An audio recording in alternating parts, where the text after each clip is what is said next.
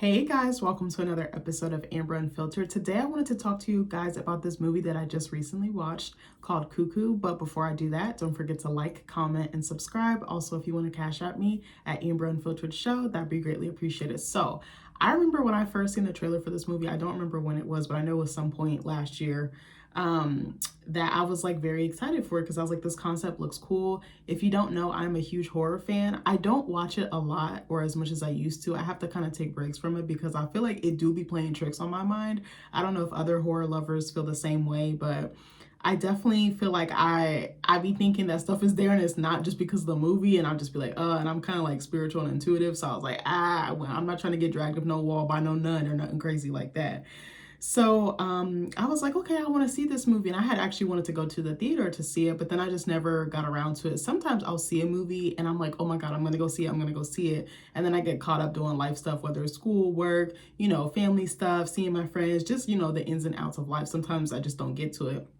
But what I've noticed, I don't know if y'all have noticed this too, is that a lot of movies that come out in theaters, they don't be in the theaters that long anymore. I kind of miss the days of like a film being in the theaters for a long period of time, not just for the monetary aspect, just so it can get a broader audience and get people in seats, because I feel like going to the movies is almost becoming a lost art because of streaming and because we can literally have any movie, any piece of content, media, art, whatever the case may be, right at our fingertips. And I'm guilty of streaming as well, and I'm guilty of just renting or buying the movie at home. Actually, I don't really buy movies at home. I rent them. But I feel like sometimes the price of rentals be the same as buying the whole thing. But anyway, so what was I going to say? So anyway, yeah, I was like, oh, I'm going to go see this. And then I just never ended up seeing it. So I was just randomly scrolling through yesterday. I was like, I want to watch a movie. To be completely transparent with you guys, I have not been in the best place mentally. I don't know what it is. I feel like I'm just having a hard time, like, adjusting into a new school. I also feel like I'm just too hard on myself. If I'm not doing things, I get really stir crazy, like very antsy. Like I find it very difficult to sit still. I don't really know how to relax. Like some stuff I have my coping mechanisms that help me, like watching movies, reading books, stuff like that. But I don't know. I just have been a little bit in a slump maybe. And I just am like, oh, I'm not doing as much. I should be doing more. But it's like, no, it's still the beginning of the semester. Like, what do you expect? This is only your third week. Like, there's really not too much being due. Like, I just had my first assignment due this past weekend. But I don't know. I remember when I was in my other school, like community college, the whole like curriculum and assignments and everything would be there and I would just get to work. But this time, one of my classes, all of my assignments are there, but it's like an assignment that I've never done before. We're doing I think I mentioned this in another video. We're doing what we call a literature review. Let me look up what the actual meaning is because I still don't even fucking know what it means and I'm in the fucking class to do this, but let me look up what it means. Hold on. So yeah, they call it a literature review. In my mind, it's just a paper, but I think it's a little bit different than a standard paper. So when I just quickly looked on Google, hold on, let me see. This is actually a better, hold on. I like Purdue. They have a really good website. Hold on, I'm gonna look up this definition because I think this is better than the one I just saw. So, okay, a literature review, according to Purdue Purdue, is a document or section of a document that collects key sources on a topic and discusses those sources in conversation with each other, also called synthesis. The lit review is an important genre in many disciplines, not just literature, i.e. the study of works of literature such as novels and plays. When we say literature review or refer to the literature, we are talking about the research or scholarship in a given field. You will often see the terms the research, the scholarship, and the literature used most interchangeably, So in my mind, it's like a research paper, but it's the structure is a little bit different. And it's almost like you have to find a new research question and answer it using pre-existing research, but you're like shedding new light on it in a different way. I don't know how to explain it, but anyway, so it's something I haven't done before, so I don't feel like entirely confident of just jumping ahead and going ahead and doing the assignments. And then she usually explains them in class on Tuesdays and Thursdays is when we meet. So I'm like trying not to be too ahead. Like I'll like start doing stuff like in little bits, but then I want to hear her explain it so to make sure that I'm doing the assignment correctly. Because last week we had an assignment called Google It, where basically we just had to like Google sources. It didn't have to be scholarly or anything like that. We just had to Google our topic and just compile research and answer specific questions based on our findings online. I think it's just to get like those wheels turning.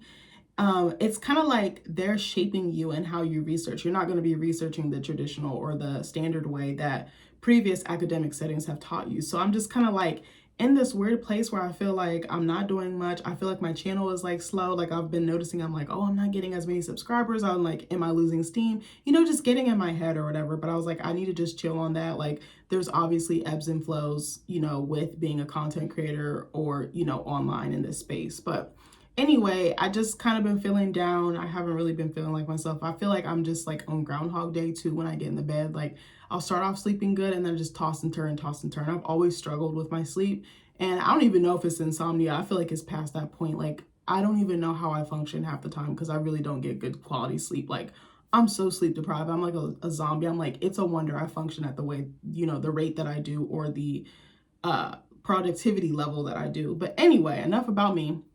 I hope you guys are doing well. I hope that this week is good to you. I know there's a lot going on in the world, so I just hope that, you know, you find some source of joy or some source of happiness because I know it's just a lot and it's kind of like, where do I put my attention? Where do I put my, like, it would mess up anyone's mental state or wellness. So I just wish everyone mental wellness and just peace. That's all I want to say. So let's get into the movie. So it's called Cuckoo. I keep wanting to say Cuckoo. I don't know why I want to say it. I'm like, baby, that's not how you pronounce it. So I'm going to give you guys the quick plot. I'm not going to like review scene by scene or like in chronological order. I just have some notes because I really didn't like this movie and I feel like it was a waste of my motherfucking time. I don't know if other people feel like this. I watched this one channel. It's called Sinister Cinema Reviews. It's like a white couple. I don't know how old they are. I would say like mid-30s, maybe something like that. I think they're husband and wife, and they just review like all horror movies, like in even like the subgenres like body horror, like horror thriller and stuff like that. I watched their review and I was kind of inspired to do one. So shout out to you guys. So the plots or shows, I was going to say, or says, I don't know why I got stuck there. So the plot says that 17-year-old Gretchen reluctantly leaves America to live with her father at a resort in the German Alps. Plagued by strange noises and bloody visions, she soon discovers a shocking secret that concerns her own family. It has a fucking 79% rating on Rotten Tomatoes with 4 stars. Bitch, I don't know how. I don't know how. I don't like to shit on movies, but this one I'm probably going to go ham because I was just like, baby, what? I was like, what the fuck did I just watch? So, okay, I'm going to go through my points. I took some notes earlier. This might be all over the place. It's not like a formal review. So, and there will be spoilers ahead. So if you don't want to continue or you have every intention of watching this movie, go ahead and come back to this video, pause it, and come back, friend. So my first gripe is going to be like, remember Peter Griffin? What really grinds my gears? This is just going to be me eating this movie up. I'm sorry. So I feel like it was very hard to tell what time period the movie was set in. Like, on one hand, it was very weird. The characters possessed modern technology. Like, they had smartphones. They had, I think they were like iPhones or something to that equivalent if it wasn't exactly an iPhone. But Gretchen had one. I feel like, was there another character that had one? I feel like other characters had one, but she's the only one that's coming to mind that I remember having that. But then, on the other hand, they have like relics of the past at their disposal, such as voicemail machines. And not even like, you know, ones from like the 2000s or 1990s. Like, these are looking like 80s, 90s, yeah, maybe 80s, 90s, maybe even like 70s, 80s type machines. I'm like, this is very hard to tell because I do look at like props, decor, costuming, makeup, even sometimes setting or location to inform me to figure out what time period are they in. And I was so fucking confused. And this is so funny I'm talking about this because actually for my creative writing class, we had to read a story and then he had like a little PDF of like setting and how to like write it and like make it inform your work so that it keeps your audience in the loop, but also almost treating a setting as a character. And I feel like they failed and they dropped the ball on that in Cuckoo. So also Gretchen's aesthetic or her wardrobe was very hard to pinpoint as well. She was wearing like, not basketball shorts. It was kind of given like aerobic like outfits from like the like Richard Simmons type days, or who's the other one? Like Jane Fonda, something like that. Like not basketball shorts, but you know, like the shorts with like that are like I'm trying to think, they have like that swishy fabric. I don't know what the fabric is called. And she's wearing like tank tops or like white beaters. I'm like, I'm confused at like, I don't get her vibe. I don't know what she's trying to put out. And I was like, I was like, is she stuck in the 80s or 90s, or does she have a preference for a certain time period? Because that's, you know, fashion definitely does recycle. Like we're seeing a lot of like 90s and early Y2K stuff come up. So you know, in the fashion space. So I could kind of see that, but I'm like, I don't know where to place her. And that was hard for me because I feel like if I can't place you based on your costuming, your behavior, or your makeup, or anything else important to that character, it's going to be hard for me to connect with the character. And I feel like that was the case for me as watching Gretchen, excuse me. So I said I'm a huge fan of costuming, especially in cinema. And I also feel like her wardrobe did not flatter her at all.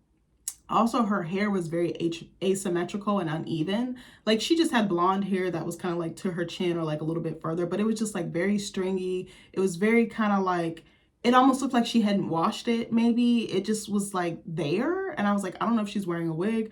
I don't know if she's wearing, you know, and it's fine if she's wearing a wig. I watched plenty of stuff where they've had wigs, but it did not, her appearance was just like very like slovenly, or just, I don't even want to say sloppy. It was just like, like thrown together. That's the word I'm thinking of, like very haphazard or half-assed.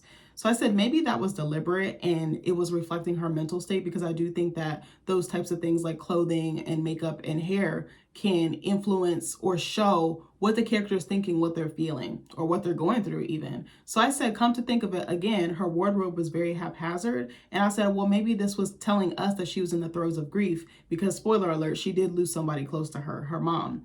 So I said, when you're grieving, you don't care what you look like, because you're literally hurting in every way, shape, and form. And you're going through those 5 stages of grief, and you're like probably in shock, and you probably would give anything to have that person back in your life, or just one more moment with them, one more hour, one more day, one more week, whatever the case may be. So then the resort that they were staying in seemed old as hell too. I was like, is this like 70s? Is it 80s? I'm like, I'm confused, because y'all are saying this is a resort in the German Alps. Now, every resort isn't going to be glamorous or high-end. I'm aware of that. But I was like, the resort that they were staying in, it gave rundown motel more than anything, which confused me even more, because I'm like, if this is a resort, I'm thinking it's somewhat nice to make me forget my troubles or my previous life or my past life or what I'm going through. And again, when I think of resort personally, when I hear that word, I'm thinking high-end, I'm thinking luxury. My mind immediately goes to like spas, you know, top of the line dining, maybe like a bellhop or a concierge. Remember fucking Esteban, what was his middle name? Oh my God, now I gotta look. I'm sorry, I'm over here getting fucking distracted. I said distracted. I was trying to say oh my God, I don't know where my brain is, y'all, sorry. Esteban full name. I'm sorry, I'm gonna try to say this joint, because remember he would say it, Sweet Life. I'm dying. What was his full name? Esteban Julio Ricardo Montoya de la Rosa Ramirez. I don't know why I had to say that, but he would say it so fast and he would say it perfectly. Anyway, that my mind just went to another place. I swear to God, I have ADD or ADHD. So I'm thinking like a very elegant, like nicely decorated lobby. Like, I'm not rich, I'm not rolling in it, but I've stayed in some pretty decent places. And, you know, they have like really good decor. They want to visually draw you in and make you feel comfortable and make you feel like you're getting that top of the line experience. And I was like, baby, I would have turned the other fucking way. And then her parents, her dad and her stepmom are supposed to be coming there to build another resort. And I'm like, if it look like that, baby, just send me back to the States. So also, I wanted to add, like, as a key example, we stayed in one on our honeymoon. It was like a resort hotel. And, you know, my husband had been going there since he was a kid. And it had a parrot in the front lobby. And it had like these gorgeous palm trees, these gorgeous flowers. They had like this like open ceiling that like looked up. Like, it wasn't like fully open, but like the sunlight and stuff. But like, it wasn't like a traditional hotel where like the ceiling is more covered or dark. Like, it had like a brightness to it. And, you know, I just was like, again, decor is everything. First impression is everything. I was like, if I was a new guest, I wouldn't have wanted to stay there. I would have been like, I need my money back. I need a refund, baby. I definitely would have pulled my Karen card. Blaring, Black Karen. So something similar to the location I just described where I stayed on my honeymoon would have been a better location. I said, I wonder who did the scouting, especially for the resort location, because this venue was not, it was not giving. It was missing like that charm or that character for sure. Because again, I do think that settings can be characters as well. They really inform the story. Like, I never really thought about this. And I think on a side note, I think that's something that I miss or lack in my writing is setting. And I never thought about how important it was. Like, I knew, but I think I've been so busy watching other creatives make their own settings and worlds and universes and landscapes, but I have not done a great job of that. And I would like to learn how to do a better job on that. So anyway, my other bullet point is that the story didn't make sense at all, at least not to me. I get what they were trying to say, but at the same time, I didn't. So half of the time, I didn't even know what the fuck was going on.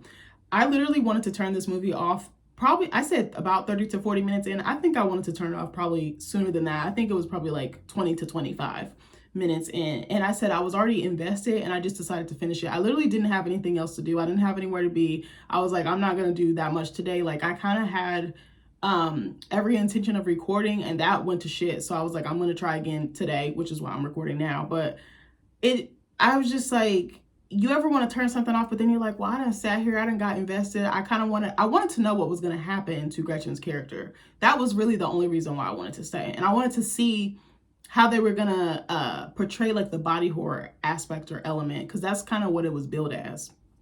So I was waiting for a big payoff at the end, and sadly I felt like I didn't get one, and basically that I continued watching for nothing because I feel like, again, my time was wasted. I'm gonna say this to the day I die about this movie. And when the end credits started rolling, I still had several questions. I was like, what happened to Gretchen's stepmom? How did Gretchen's mom really die? Did she actually die? Because I was like, we didn't see a body, we didn't see a funeral or anything like that. It's more implied. And then the dad sells their old house, and I'm like, okay, like, we don't see her, but how do we know that she's actually not a cuckoo? Like, that's what I was really wondering. And then I said, was her father in on the experiments that they were conducting on the women who stayed at the resorts? Because it was only female guests that were becoming cuckoos. It wasn't men involved, just women. And I said, why was Ed there? So Ed was like a love interest for Gretchen. She was like there in like a flash in the pan. Like she was here, then she was gone. And I was like, I actually liked her character and I would have liked to see more. And it was like, I actually thought Ed was in on like the scheme of like implanting the cuckoos. And I was surprised that, she wasn't in on it. I think that actually would have been a great twist to make her like a love interest for Gretchen, to lure her into the program, like, I don't know. That would have been a better ending or a better twist on my, from my point of view, I guess. And so I also wanted to know why Gretchen's dad was so fucking mean to her. He was just like so cold to his daughter. It's like you brought her over there, but then you're treating her like she's a burden or she's a bother. Like she just lost her other parent. You're the only source of like comfort, love, joy, protection that, she has. And you're just, it was kind of like, he's like, oh, I have this new family. Like, I don't need you. Like, I'm just grabbing you because like, I'm your next of kin. Like, he was just so nasty to her. The stepmom was kind of a dick to her too. And I didn't like that shit. So then I also said, what made Gretchen have a change in heart toward her stepsister, Alma? Because she really hated this little girl's guts. So Alma is her stepsister. And I said, I'm not going to hold you. I would have left Alma there, like in the lab or in the like hospital or the medical facility, because this bitch was basically possessed, because she got basically implanted on and she was going to become a cuckoo as well. And I was like, I would have left her ass there. Like, choke on smoke. I was like, she reminded me of that girl from, what's that movie called? Is it The Ring? The girl with like the dark hair. Oh God, what? Or The Grudge? Is it The Grudge? I can't remember, but y'all know what I'm talking about. The little possessed bitch. So another point I have is that the possessed blonde lady in the movie that Gretchen and the ex-cop were tracking down, I don't remember his name, forgive me. That's how bad. Like, I just watched this movie yesterday. I already forgot like everybody's names. The only person I really care about is Gretchen and Ed. So I said the character that they were tracking down, the possessed lady, she was a poor character design. For one, she wasn't fucking scary. She was like, I'm trying to think of how she looked. She looked like an old like housewife from like back in like the 50s, 60s, 70s. Like she had on like this long like coat. She had on like the head, like the scarf that you tie like around, and like you have like the leather gloves and you're driving like a convertible. Like back in that day, she kind of had that kind of look going on. Blonde hair, and then she had like these red eyes that were supposedly supposed to be scary. And I was like, this is so stupid. Like, okay, there was a scene where Gretchen, because Gretchen got a job from her dad's boss. He asked her to like work the front desk at the resort, and she had a coworker named Beatrix, excuse me. And I think there was a scene where Beatrix left early and made Gretchen cover for her because she wanted to go, run around with her little boyfriend or whatever. So I think she wasn't supposed to be working there by herself, but she left, like she locked up shop, and then she was not supposed to be roaming around after a certain time. Like I think it was 10 o'clock or something like that. Like the boss was very specific with her, and he would come pick her up. He's like, you can't ride your bike in like the country roads in the mountains in Germany in like the dark. And she's like, yeah, I'm gonna do what I'm gonna do. So she rides her bike home. And I'm like, baby, I'm not riding my fucking bike. Like Gretchen is just kind of like erratic. She doesn't think shit through, but she's riding her bike home. And you see it's like parallel to like this field, and there's like moonlight, showing. And then all of a sudden you see the possessed lady. She's like this blonde lady and she's running. And then all of a sudden it shows Gretchen on the road and the lady's like reaching for her. And Gretchen turns around and is like horrified and then is like, oh shit. And then she turns around and she's gone again. So she's thinking like she's hallucinating. She's lost her fucking mind. But she's like, I know what I saw was real. But it didn't scare me. I was like, I love horror because it freaks your mind out. It plays tricks on you. Like, it's a really good way to get into someone's psyche. Like, I really feel like, but I also love the social commentary and horror. Like, I feel like a lot of horror deals with unresolved trauma if we really think about it. Like, a lot of movies where like there's an entity or something, that's because someone has not dealt with something inside and they're forced to confront it through this like sinister force. Like, I think that's what it is. And they almost attract that darkness, that pain, that like torment, you know? Like, I don't know, it was just so fucking stupid. I was like, what the fuck is this? And there was other times she was supposed to be scary and I was just like, okay, next. I was like, my 4-year-old niece could have probably came up with a better character design than that. But anyway, also I want to say too, her interactions with Gretchen are so cheesy or predictable. Like, there's another scene, I think it's the same scene when she's riding her bike. So I don't know why the fuck she did this. Like, the stuff that Gretchen was doing didn't make sense. So she like rides to this hospital. She's like banging on the door. She's like, let me in, let me in. And the nurses is taking forever to let her in. And the lady's like coming up on her. And then, what was I finna say? Oh, something happened. She like gets inside and the thing, like the entity was, what was I about to say? The entity was about to snatch her up and then the nurse came by. But it was like so stupid how it happened. Like, Gretchen was like, please, please. And I'm just like, girl, is you Sabrina Carpenter? Like, what the fuck is going on? Like, it was like, if you see it, you know what I'm talking about. I feel like I didn't do a good job of describing it, but it was supposed to be like, you know, but it wasn't. It was just like, is this supposed to scare me? Like, did the director actually think that this was scary? Did they ask anybody to watch this and make sure it was scary? Because scare can be interpreted in very, it can be shown in very different ways, but it's like I know a lot of people shit on Smile #1, but I actually thought that was very scary, especially the, what was I going to say? Remember at the end when Dr. Cotter goes to her old childhood home, it's like abandoned, it's like black and dark, and she goes in there to confront her trauma, and she sees a manifestation of her mom, but it's like an entity posing as her mom.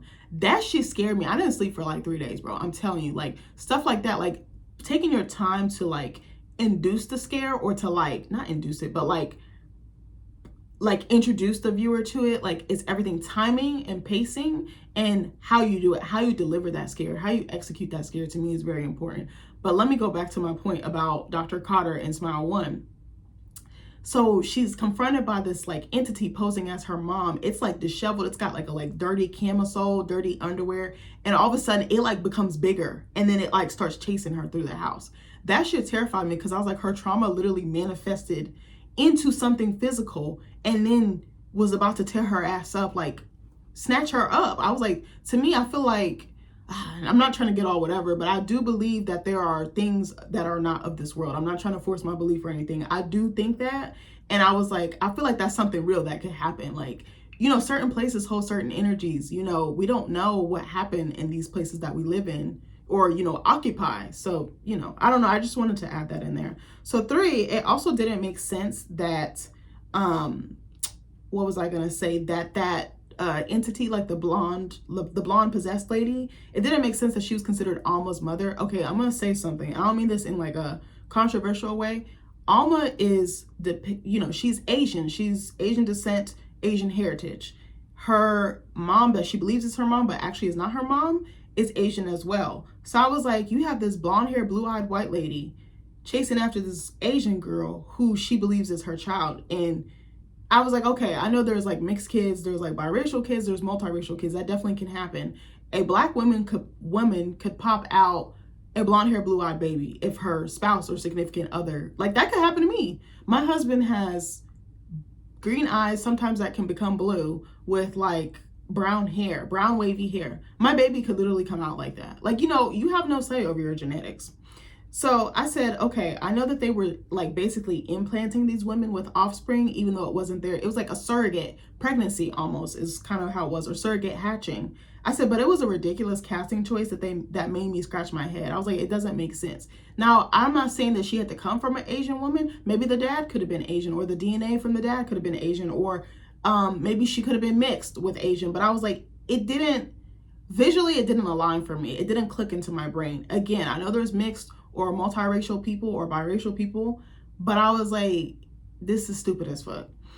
So I also feel like the acting was not very good. There were some scenes that I found myself empathizing with Gretchen, but for the most part, I thought she was a very one-dimensional character who showed very little emotional range. She was just like, oh, I'm just like this moody teenager. I'm like depressed because my mom died, and like I hate everyone and I hate the world. And I was like, it kind of reminded me of her character in Euphoria. And I have a very unpopular opinion. I do not like that show for various reasons, but I think that show is overhyped. And I was like, she kind of is playing like a variation of her character in there. I think the character in Euphoria is a bit of a departure, but there's some semblance or similarities.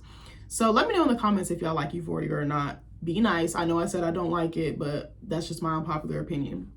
So the scenes where Gretchen was calling her mom, so I told you that she died, her mom dies, we're told this at the beginning of the movie. So Gretchen is feeling outcast, she's feeling unloved, she's feeling like a burden basically to her dad and his new family.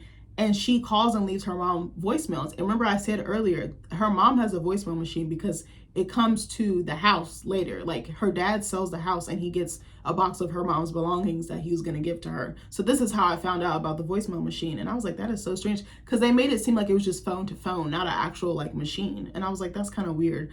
But the scenes where she was calling and like telling her mom, like, I'm scared, I want to come home, like I don't have enough money to get home, like I don't have enough resources, and like saying how she basically like missed her, and she's like, I would do anything like to see you again, basically. That part was touching, and I feel like she showed her range there, like the depth and the vulnerability, excuse me. Like I think that was the most impressive acting I had seen from her out throughout this entire movie. The rest of the movie, I could have cared less for the performance. And again, that's why I just said that was the most emotion I felt from Hunter Schafer's performance. What I was confused about also was later in the movie, we see that Alma, her little sister, also, let me back up too. Alma is not, I don't know if she's deaf or mute per se, but she just doesn't talk. Like she barely talks. So there's a scene like later on where Gretchen finds out that Alma was actually calling that number, you know, leaving voicemails for Gretchen's deceased mom. And I said, that doesn't make sense. She's like telling Gretchen's mom, like, call her back, come see her. And it's like, but she's supposed to be dead. So how would she do that? So that made me wonder, is Gretchen's mom actually alive? Is she one of the cuckoos? Like, was she captured and mutated into one of these creatures? Like, let me know, friend, because I need to know. So I said, did they tell Gretchen that her mom was dead to lure her out there to that resort? Because that would have actually been a very cool twist, like to prey on someone's emotions like that. That's insane. Like Gretchen really would have believed the reality that was being presented to her. Like I think that would have been a great addition to the story. That's just me.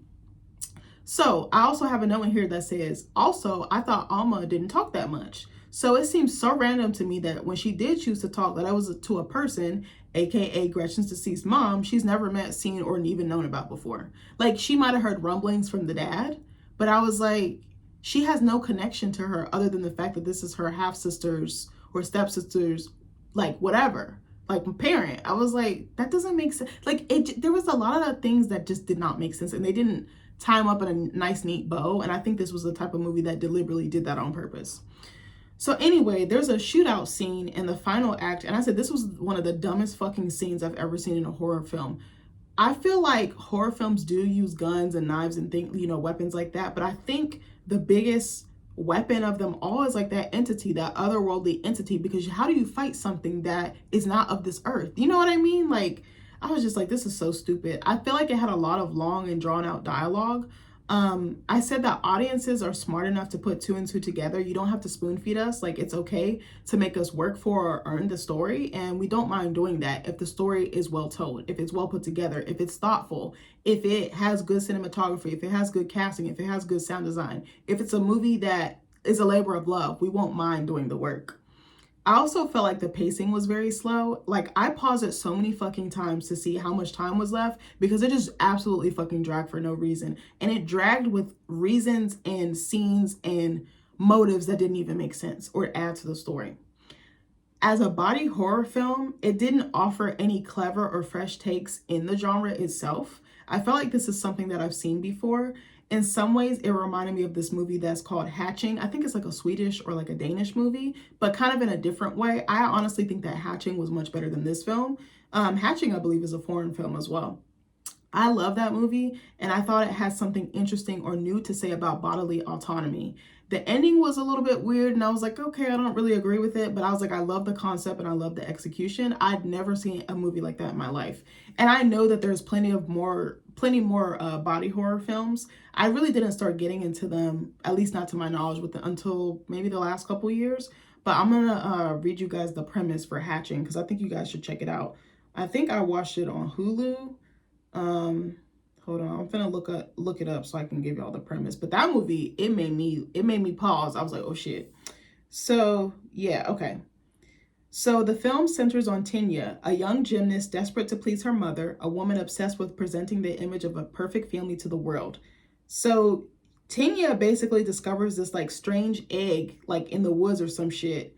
So she hides it and keeps it warm, and it hatches, and it basically is a doppelganger of herself, and it wreaks havoc on this little girl's life. She's like, how old is Tinya? Probably like 9 or 10. I want to say maybe she could be a little bit older. I wanted to say 12, but I feel like that might be a wrong age. Go give that movie a chance. It does have subtitles, but you won't even care because it's really good. Like, it's very interesting. There's some parts that you're like, okay, bitch, this is a little bit ridiculous, but I thought the idea was so cool, and like the obsession with perfection from her mom and like what toll that took on her child and like the rest of the family, so interesting to me. So anyway, there's parts of the movie in Cuckoo where the mothers would like call, like do like a specific noise to their offspring, and I thought that was very strange. I thought it was interesting how they like delivered it or showed it or portrayed it, but I was like, I don't know how I feel about it. So it basically like show like a close-up of like the mom's like chest, and it would be like vibrating, like literally.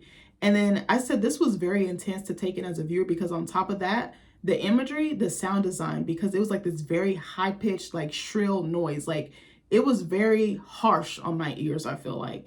I don't know if you guys have seen The Incredible Hulk, the 2008 adaptation with Ed Norton and Liv Tyler. That's actually one of my favorite movies. But it reminded me of a scene in that movie where Bruce was ambushed at the campus that Betty worked on. So basically, he had traveled back from being out of the country because he was like on the run for like 5 years, and then he got found by the government, aka Betty's dad, General Ross. And so he comes back to the States to meet someone who can basically help him stop becoming the Hulk. He wants like a cure for like his illness, basically. So he runs into his old love, Betty, and she's getting ready to like send him off, and the military locates him, and they like ambush him, and he still transforms into the Hulk. But then as he's like running and fucking shit up and like killing the men left and right, or not killing them, but he's tearing their asses up, they bring out these like sonic cannons. They're like on these like military trucks. They're huge. And they like turn those on to like basically pacify him. But his love for Betty and like her screaming and like her being in pain from seeing him in pain like fuels him, and he's able to like overtake these huge ass cannons. There's 2 of them, and he takes out a whole fucking helicopter as well and like saves her. Like, it's insane. But the noise from that scene, if y'all remember, of the cannons, it reminded me of the scene in Cuckoo. But the sound in Cuckoo is like, I don't want to say the sound in the Hulk was worse, because it served the scene. I feel like in Cuckoo it was just very loud, and it was like unsettling. But maybe that was the point. That could have been the point. I don't know.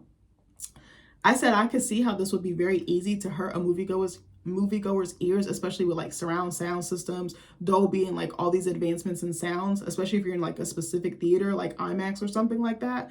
I was like, this would be very painful to hear in a theater. Like, and I love noise and I love visuals, but I was like, this would be too much. So I'm kind of glad I didn't go see this in the theaters. So yeah, I basically said the sound in Cuckoo was no different, but it kind of was a little bit. So also, when an action a character would like rewind or repeat, I didn't understand what the fuck that meant. So what I mean is, like, when the mother would be nearby and the offspring would be like in proximity, they would like do something. So say if I'm like, I have like my can of like water here, my polar water. So say if I'm like putting this down, it would like keep, you know, like that. Like, and I was like, what the fuck does that mean? I was like, is that basically saying like some shit's about to pop off? Like the mother is about to go tear the offspring up, or go find a new cuckoo or a new like donor or a new vessel? I was like, I'm not exactly sure. Like, it confused me. I liked the visual part of it, but I didn't understand what it's symbolized was what I was trying to get at. So there's a scene where Beatrix, Gretchen's coworker, is in the lover's nest. So this is on the resort. It's like a special room, obviously for couples, but it's a little bit more like gussied up. So she's in there with her boyfriend trying to seduce him. And the boyfriend comes in and is like, baby, what we not doing is this shit. He was like, well, let's go home. This isn't even our house. Like, you could get in trouble. Like, you could get fired, all the things. He's like, be responsible. So she's like, damn, I was trying to give him something. And like, he just blew me off. So he goes to clean up the table and he's like picking up a glass or picking up a plate. But then it shows the same action like 2 or 3 times. And that's when the mother, the possessed blonde lady, comes in. And I'm like, what does this mean? Like, I don't know. So I said, I don't know, did this mean that like the implanting was getting ready to take place? And that was another confusing thing. It was like slime. I didn't understand. I was like, I think if we had more context, like they mentioned like what cuckoo birds like do, like in terms of like their habits and behaviors and stuff like that. But I was like, I think if we actually saw a genuine cuckoo bird and like saw how it mirrored to that, kind of like, I don't know if you guys have seen The Substance with Demi Moore and Margaret Qualley. There was like a scene at the opening scene, like had 2 egg yolks, and it kind of like signifies to what happens later in the movie. I think if they did a little bit more of that, we saw the cuckoo bird in the movie, but it didn't add context for me as a viewer. Like, I don't know, I was missing something. I kind of wanted like, you know, like in Jurassic Park when they were showing you like the eggs hatching of like the velociraptors or whatever. I wanted something kind of like to that effect in this movie. I don't know if that makes sense. So I said, again, I also didn't understand the concept of the cuckoo and why, I don't know if I said his name right, Koenig, I don't know how to say his name, but Herrkonig, excuse me, wanted to conduct these experiments in the first place because it's like this man, I think it's the dad's boss. I can't remember who he was, but anyway, he's like a mad scientist, basically. I was like, I don't understand why he wanted to conduct these experiments in the first place, other than the fact of he was so set on preserving or evolving the human race. And I said I would have loved to know more about his motives and what made him start experimenting on women and their wombs like this. Like, what gave him the agency or the say-so or the green light to do this? Why did he decide to do this? I would have loved to see the very first woman that he did this to and what that experience was like and how did that take. I think they implied it. The ex-cop mentioned, I think something happened to his wife. So I wonder if it was her. I'm not exactly sure. I was like, it's giving X-Men, but for wombs. But anyway, so I said, also, I'd love to know how he was able to convince other people, especially women and men, or no, excuse me, especially women to participate in harming other women for the sake of preservation or of mankind. And I was like, I'm specifically thinking there was 2 nurses who were supposed to be watching over Alma because Alma was a cuckoo and she ended up having like reverse or adverse like symptoms or effects to the treatment or the implanting. And I was like, why were they okay doing this to other women? And this definitely reminded me of Gina Davis's character in Blink Twice, because she was very complicit with Slater's behavior, but not just his behavior, that of his friends as well, who were violating women on this private island.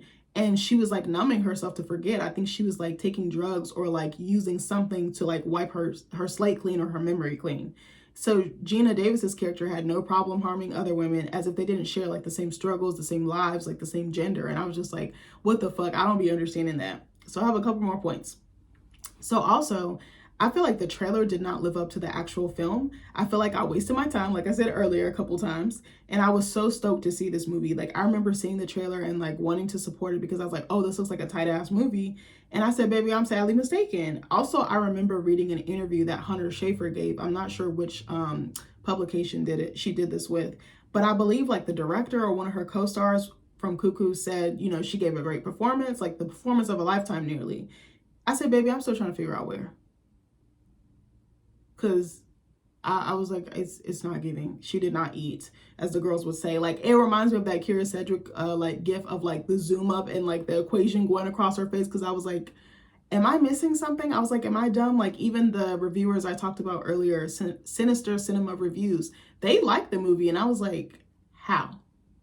I was like, maybe it's just me. I don't fucking know. But art is subjective. What one person perceives could be completely different from the next person. That's what I love about it, because everyone sees different things and feels different things and reacts to it differently. So the last comment I want to make is that if you want to, I say give it a watch. It's a very trippy film, and it actually does require you to pay attention to understand the message and the story. So don't be on your phone. I don't think I looked at my phone, actually. I think I left my phone in the other room because I was like, I'm just done looking at this device all day, doom scrolling my life away. But even when you pay attention, it still doesn't like register or necessarily come across as clear as far as the story goes, at least for me. And I said if I had to rate this, sadly, I would say a 4.5 out of 10. I was going to give it a 5, but I say a 4.5. I said, I'm not sure if I want to watch anything else that Tillman Singer makes. I think he wrote and directed this, if I'm not mistaken. I have heard that Companion is really, really good. I do want to see that, but I'm probably going to wait till streaming because your girl is poor. But I've heard nothing but great reviews about that movie, and I really, really want to see it. If you guys have been noticing, there's a lot of like AI-inspired movies, especially in like the horror thriller space. And I love the social commentary that these directors and creatives and actors are making about it, and I can't wait to see more. But let me know if you guys like this review. Let me know if you plan on watching the movie. I love you guys, and I'll see you in the next video. Bye.